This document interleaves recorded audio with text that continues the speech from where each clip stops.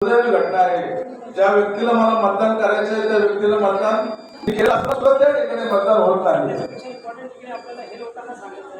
की ज्याला मत दिलं, आता भरपूर पक्ष असं म्हणतात की आपण ज्याला मत देतोय त्याचा ईव्हीएमच्या बरोबर जे इलेक्ट्रॉनिक मत निघाले जे आपल्याला माहिती आहे त्याच्याबरोबर पेपर स्लिपच्या वरची माहिती घ्या.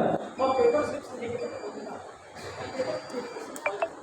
पेपर स्लिप मध्ये दोन केलेला मत देऊन आपल्याला निघाला काय, एक सफरचंद आणि एक केला. तर आपण जर इकडे बघायला इलेक्ट्रॉनिक वोट बरोबर याची मॅचिंग करा. तेच निघालाय, एक इकडे बघायला गेला आणि दोन आला, म्हणजे आपण ज्याला मत बरोबर तशी मॅचिंग पण नाही. म्हणजे इलेक्ट्रॉनिक आणि पेपर वोट याची पूर्ण 100% मॅचिंग पण इकडे होत आहे. ठीक आहे.